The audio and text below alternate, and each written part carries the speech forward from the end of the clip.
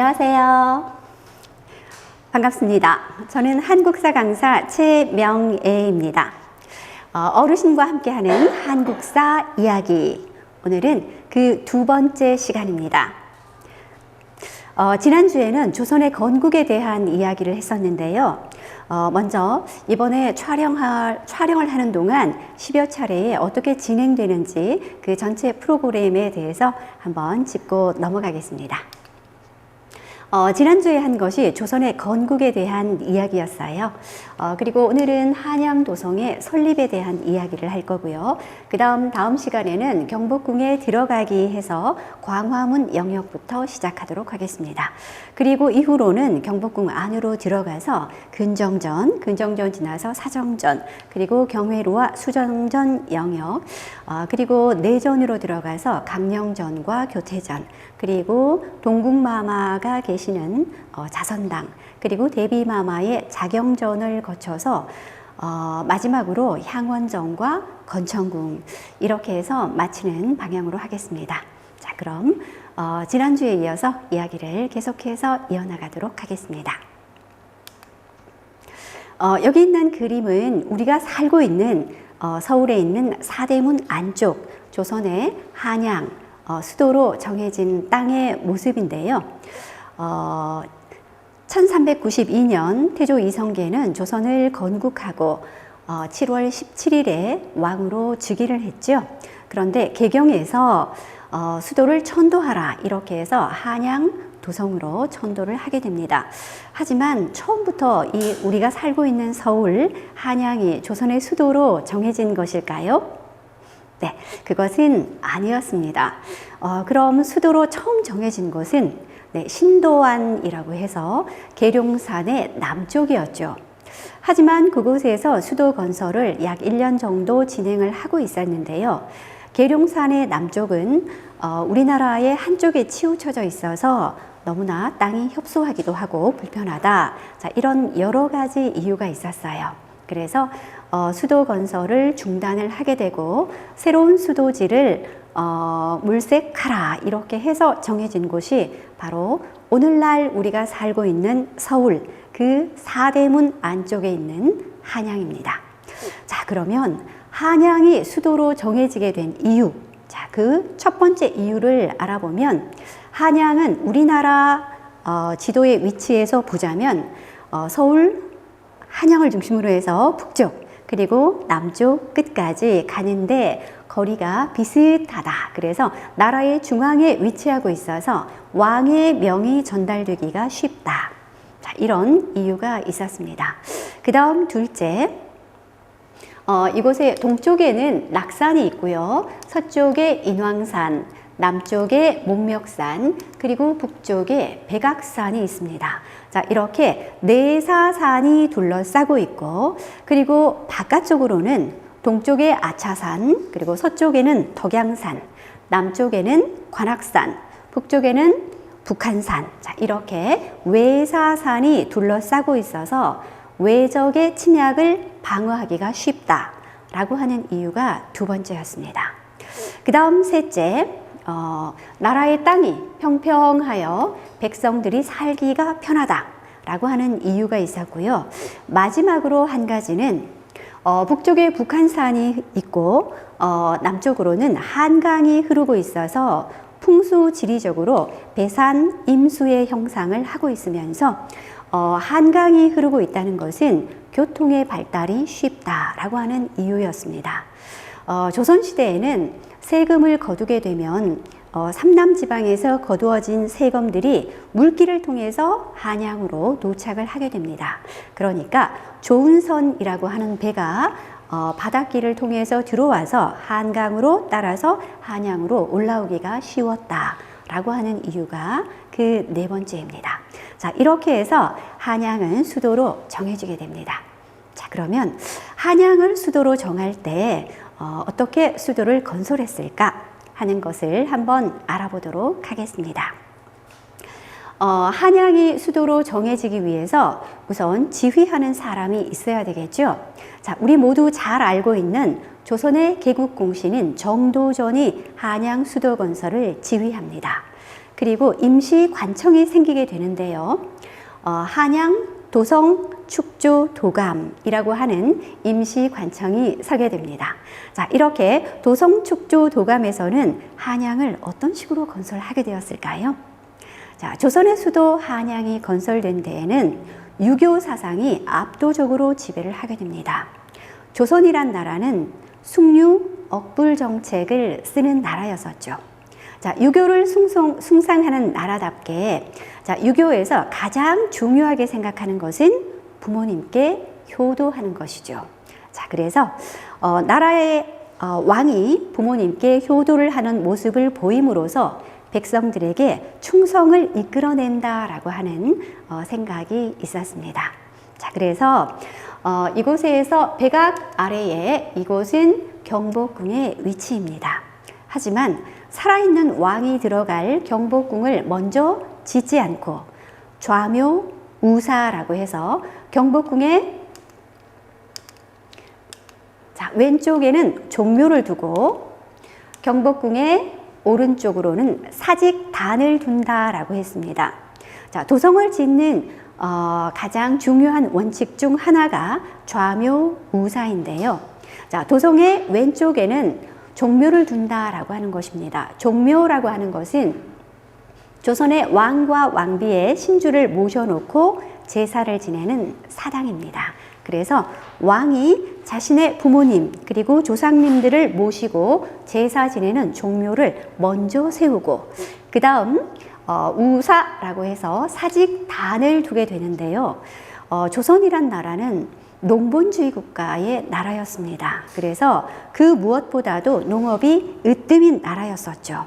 자, 그러면 농사를 짓기 위해서는 땅과 곡식의 신에게 제사 지내는 사단 그리고 직단, 이것을 합쳐서 사직단이라고 하는데요. 자, 이 사직단을 경복궁의 오른쪽으로 두었습니다. 자, 이리하여 우리가 흔히 드라마 속에서 말하는 전하, 종묘와 사직을 돌보셔야 하옵니다. 자, 이런 말씀 많이 들어보셨죠? 자, 전하, 종묘와 사직이 위태롭사옵니다. 자, 이것은 굉장히 위험하다는 말이죠. 나라, 국가 근간이 흔들린다는 말이기도 합니다.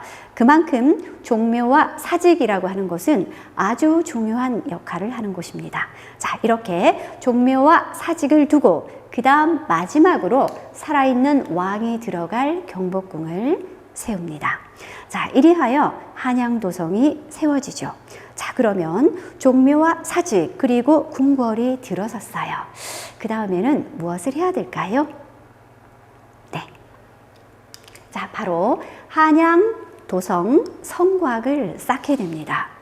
자, 성 안과 성 밖, 내외를 엄격하게 구분하는 도성의 성곽을 쌓게 되는데요. 자, 이 한양도성의 성곽은 길이가 18.6km에 달한다고 합니다. 자, 그러면 이것을 쌓을 때 누가 와서 어떻게 얼마나 긴 기간 동안 쌓게 되었을까요? 자, 그것은 바로 조선의 팔도에 있는 모든 백성을 일시에 부릅니다. 농사를 짓는 농번기를 피해서 농한기를 이용해서 약 2개월 정도 아주 짧은 기간 동안 팔도의 백성을 불러서 각각의 위치를 정해주고 그리고 나서 일시에 한꺼번에 한양도성을 쌓아 올립니다. 자, 이렇게 해서 한양도성이 완성되었습니다. 자, 그러면 우리가 생각하는 서울에 있는 조선의 수도 한양의 모습, 사대문 안쪽의 모습이 완성되었습니다. 자, 그러면 이제 무엇을 해야 할까요? 자, 성곽을 쌓았으니 성 안과 밖이 엄밀하게 구분이 되었는데 이제 안과 밖을 드나드는 문을 만들어야 되겠죠. 자, 그래서 만들어진 것이 바로 사대문 그리고 사소문이라고 합니다. 자, 그러면 지금부터 한양 도성에 있는 사대문의 모습을 한번 알아보도록 하겠습니다. 여기는 아까 처음 본 그림이죠. 한양 도성 사대문 안쪽의 모습입니다. 자, 동쪽에 낙산이 있고 서쪽에 인왕산이 있습니다. 그리고 남쪽에는 목멱산, 우리가 남산이라고 부르는 곳입니다. 그리고 북쪽에는 백악산이 있습니다. 자, 이렇게 도성의 성곽이 내사산을 중심으로 해서 이렇게 쌓여지게 되죠. 자, 그러면 사대문은 어디에 만들어졌을까요? 자, 혹시 우리나라 국보 1호, 우리나라 보물 1호, 이것은 무엇일까요? 물론 지금은 우리나라 국보에 번호를 붙이는 것은 무의미하다라고 해서 번호를 붙이는 것이 사라졌다고 첫 번째 시간에 말씀을 드렸죠. 자, 하지만 국보와 보물에 번호를 붙였을 때에 우리나라 국보 1호는 우리가 잘 알고 있는 숭례문, 남대문입니다. 자, 그리고 우리나라 보물 1호는 흥인지문, 바로 동대문입니다. 자, 이곳은 동대문의 모습이고요. 이것은 서대문의 모습입니다. 이것은 남대문의 모습이고요. 이것은 북쪽에 있는 북대문의 모습입니다. 자, 이 네 가지 대문의 이름은 어떻게 정해졌을까요?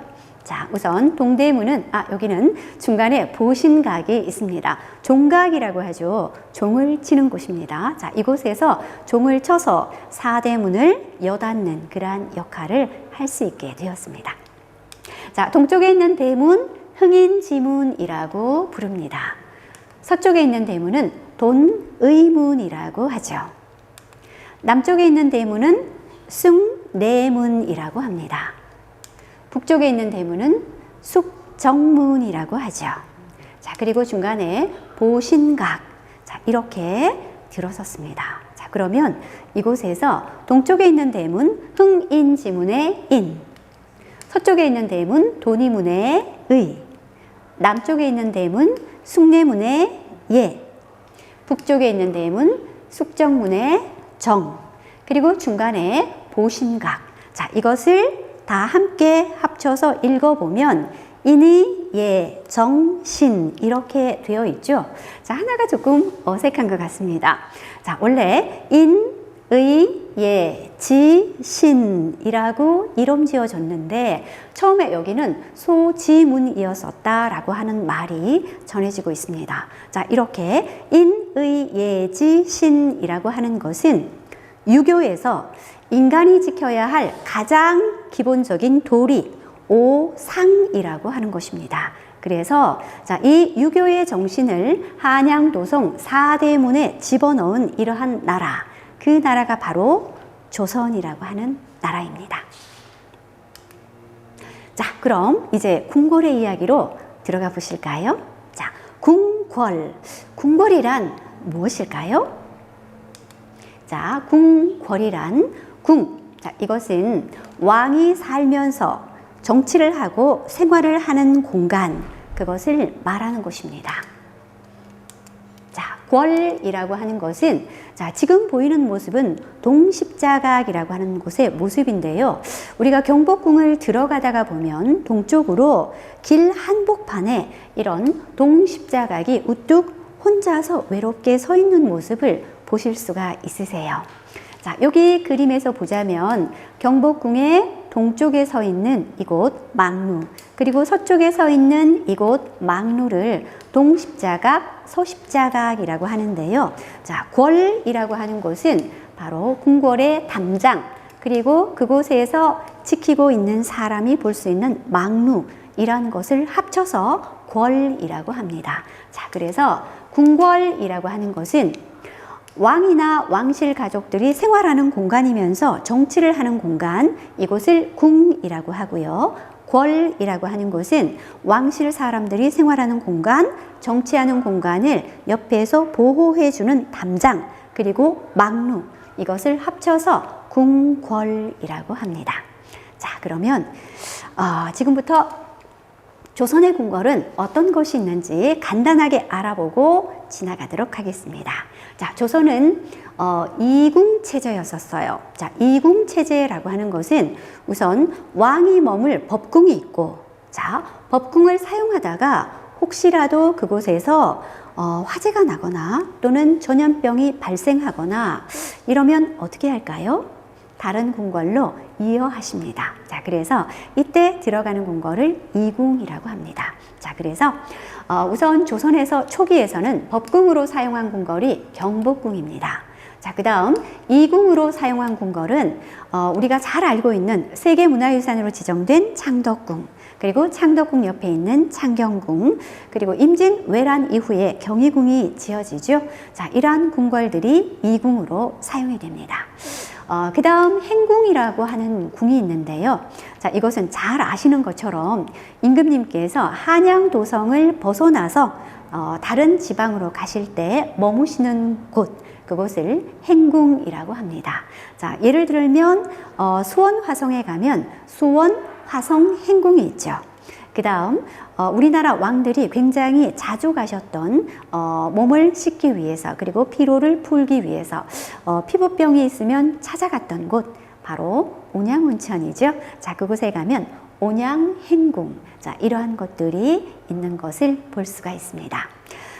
조선 초에는 경복궁이 법궁으로 사용이 되고, 그 다음 여기 있는 궁궐들이 이궁으로 사용이 되었어요.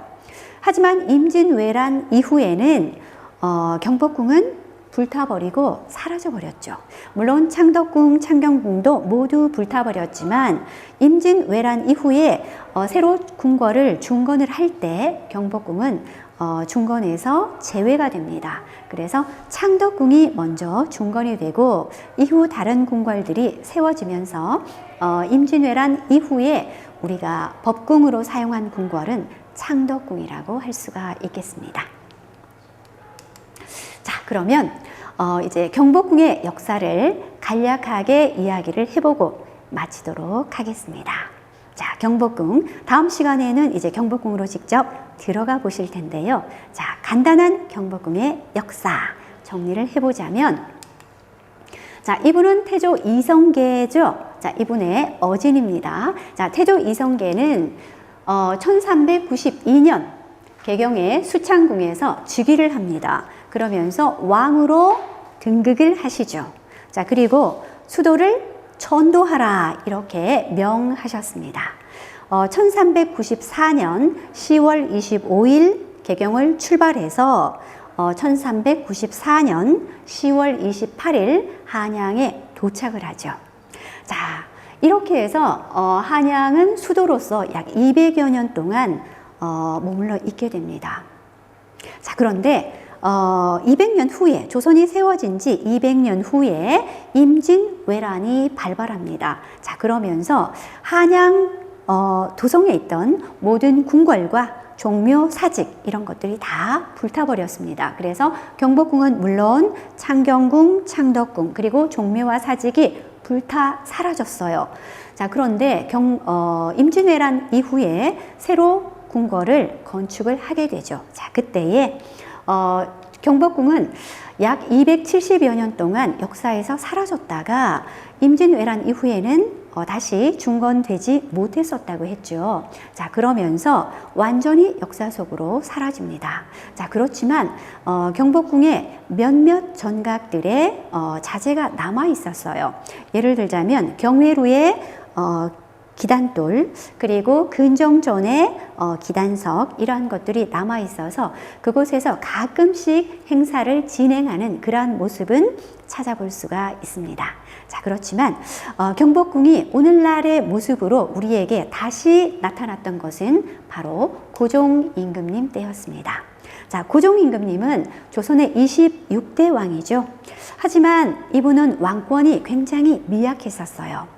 정통성이 미약하다 보니까 왕권을 강화하기 위해서 고종의 아버지이신 흥선대원군이 경복궁을 중건하라, 자, 이렇게 지시하여서 경복궁은 다시 중건이 되게 됩니다.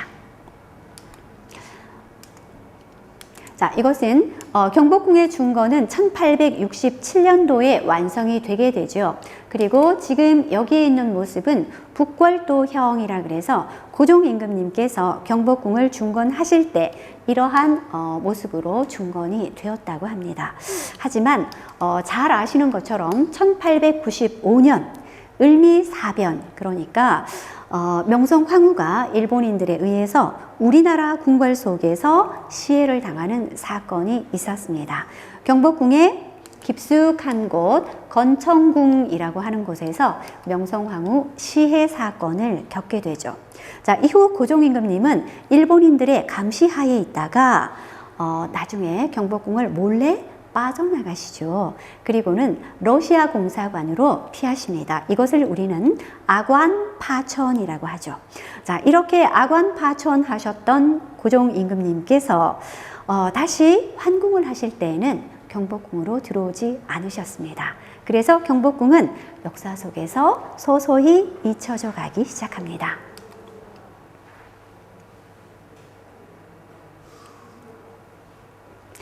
자, 고종임금님께서 이제 다시 환궁을 하실 때 우리가 잘 알고 있는 덕수궁으로 들어가십니다. 그리고 덕수궁으로 오신 고종임금님께서는 원구단을 만드시고 그곳에서 하늘의 제사를 지내면서 우리나라의 이름을 대한제국 이렇게 바꾸시고 우리도 황제의 나라다 이렇게 하늘에 천명을 하십니다.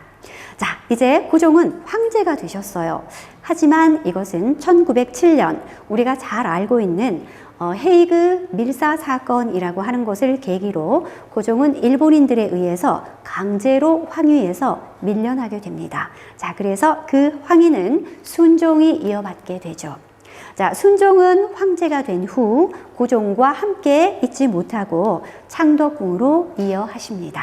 자, 그리고 순종의 황위는 약 3년 정도 지속이 되다가 1910년 조선이란 나라는 역사에서 사라지고 우리는 일본과 한일 합방이 되면서 일본과 한 나라가 되어버리죠. 자, 그러면서 조선은 역사에서 사라졌습니다. 자, 그러면서 1914년 경복궁은 이제 일본인들의 손에 의해서 훼손되기 시작하는데요. 1915년에 경복궁에서는 조선물산공진회라고 하는 것이 열렸어요. 자, 이것은 조선이란 나라가 일본의 식민지가 되면서 어떻게 잘 살 수 있게 되었는지 그러한 모습들을 백성들과 그리고 세계 모든 사람들에게 보여주기 위함이었어요. 자, 그러다 보니 경복궁은 하나하나 훼손되기 시작해서 아주 철저하게 모습이 사라져 버립니다. 그래서 지금 우리가 찾아가 보면 몇몇 전각만 남아있고 나머지 전각들은 모두 다 우리가 새로 복원한 모습입니다. 자, 그리고 1945년 일제가 물러가고 우리는 해방이 되게 되죠. 자, 그러면서 다시 우리는 경복궁을 하나하나 복원하기 시작했습니다.